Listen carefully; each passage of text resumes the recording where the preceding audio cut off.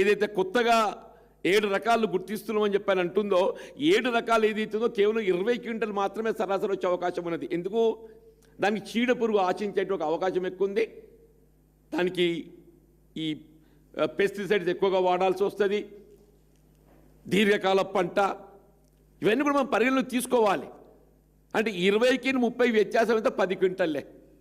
The other varieties earlier పబ్లిష్డే 33 రకాలు ఏవైతున్నాయో 7 రకాలు పోతే మిగతా రకాలు ఉన్నాయి కదనే.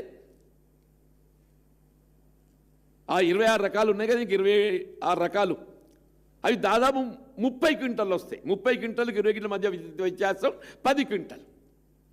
10 క్వింటల్ అంటే ప్రభుత్వం మద్దతు ధర మనం లెక్కకు తీసుకుంటే 2470 రూపాయలు ఎంత ఉన్నది ఇప్పుడు. 2470 రూపాయలు అని చెప్పంటే ఇంటూ 10 24,700 రూపాయలు. 24,700 రూపాయల విలువ గల దిగుబడి తగ్గే అవకాశం ఉంది. అంటే మీరు రైతుకు మేలు ఏది లాభసాటి చెప్తున్నారా, లేక మీ బాధ్యత తప్పించుకోవడానికి ఇలా ప్రభుత్వం ప్రొక్యూర్మెంట్ బాధ్యత తప్పించుకోవడానికి కొరకు అంటున్నాను. ధాన్యం సేకరణ బాధ్యత తప్పించుకోవటానికి కొరకు వీళ్ళ మార్కెట్ డిమాండే వరి ధాన్యాన్ని మాత్రమే సాగు చేయండి అని చెప్పంటే వీళ్ళ ప్రభుత్వం దాన్ని సేకరించే బాధ్యత లేకుండా మార్కెట్లోనే మీరు అమ్ముకోవచ్చు. మీదే అది ఏదైతుందో మార్కెట్ డిమాండ్ ఎట్టుంటుందో మేము చెప్పలేం. మరి ప్రభుత్వం దాన్ని సేకరించాలని చెప్పంటే ప్రభుత్వం మీద బాధ్యత పడుతుంది.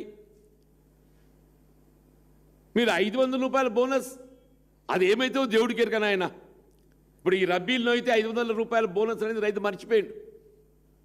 ఈ రబ్బీలో వరి ధాన్యం ఏదైతే సాగుపై వీళ్ళ రాహుల్ గాంధీ గారు వరంగల్ డిక్లరేషన్ ఇవాళ మీరు ముందు మొత్తం అన్ని రకాలన్నారు, తర్వాత సన్న రకాలన్నారు. ఏదున్నా ఈ రబ్బీలో అయితే అసలు మొత్తం 500 రూపాయల బోనస్ రైతు మర్చిపోయాడు. అసలు ఈ ధాన్యం సేకరిస్తే జాల్లో కొన్ని అనే కాడికి వచ్చి పడ్డదని చెప్పి అంటున్నాను.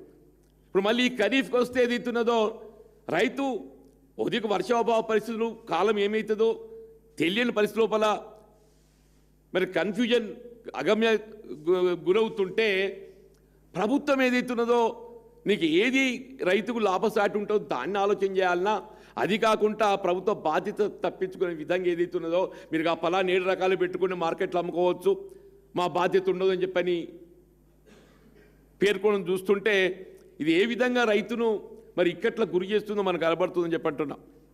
ఇది రైతు సంక్షేమాన్ని కాంక్షించే ప్రభుత్వమా, రైతాంగాన్ని ఇక్కట్లా గురి చేసే ప్రభుత్వమా?